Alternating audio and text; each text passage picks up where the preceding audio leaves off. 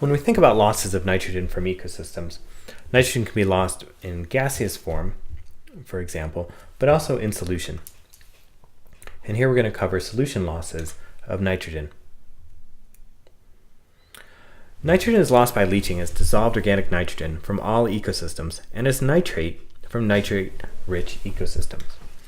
So when you have organic compounds, for example, that contain nitrogen on them, these can be lost from the system just due to leaching. Microbes aren't 100% efficient in breaking these down and scavenging them. You can also have amino acids, for example, that are also relatively mobile in the soil, and they're going to be lost. On the other hand, as the nitrogen cycle proceeds, nitrate is also very mobile. And when water goes out the bottom of the ecosystem, it can take nitrate with it. Ammonium, on the other hand, tends not to get lost.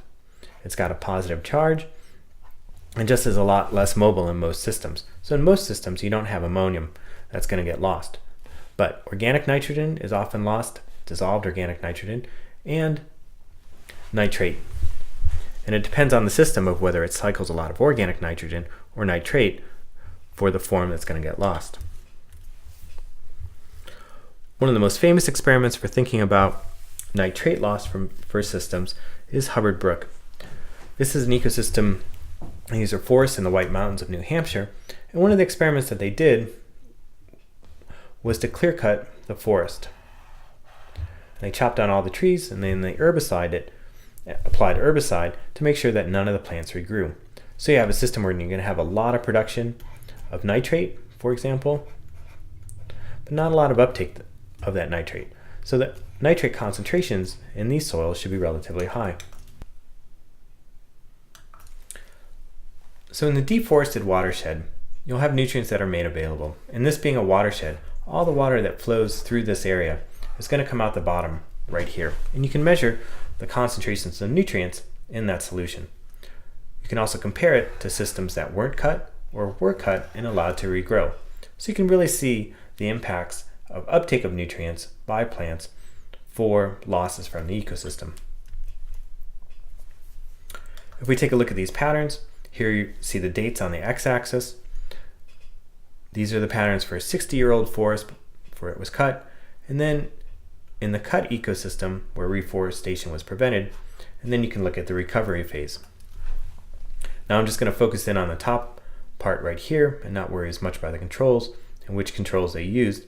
It's just when you look at calcium, potassium, and nitrate being lost here in grams per meter squared, the controls that they used were relatively low, but the absence of plant uptake led to a large amount of calcium being lost, a large amount of potassium, as well as nitrate. Once reforestation was allowed to happen again, those plants were allowed to regrow, those concentrations went down, or the nutrient loss rates went down back to control levels. So prevent uptake from plants and you'll have a lot of loss of cations as well as anions. Other patterns where loss rates are relatively high occur when a system becomes saturated with nitrogen. When you apply more nitrogen than plants need on a relative scale, that system is said to become saturated with nitrogen. In that case, when the supply of nitrogen is much higher than the demand by microbes and plants, excess nitrogen is going to accumulate in the environment and be lost out the bottom or lost out the top.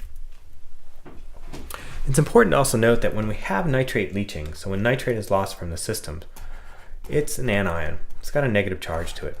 And you have to have charge balance, which means you have to have some positive ion that's lost also, so a cation or a proton. So that means H plus is going to go along with it to balance out the charge, or cations like potassium or calcium. And those can go with nitrate in order to balance charge. So nitrate loss from the system is bad. Shouldn't say bad. Nitrate loss from the system has a negative effect on productivity because we're losing nitrogen in a lot of systems. But it also can deplete cation availability too. And plants need potassium and calcium and other cations to grow also.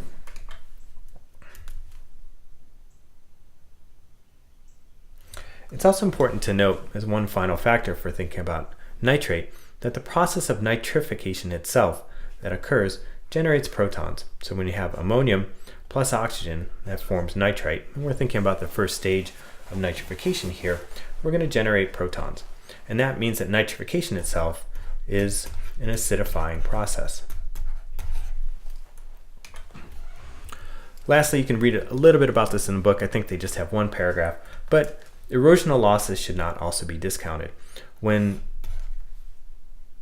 soil materials are lost from the ecosystem, that there's going to be mineral material in there, but there's also going to be soil organic matter quite often. And erosional losses from ecosystems can be large amounts of nitrogen also. So when we think about losses, we have gaseous losses, we have solution losses like nitrate and dissolved organic nitrogen, but we're also going to have erosional losses of particulate organic matter.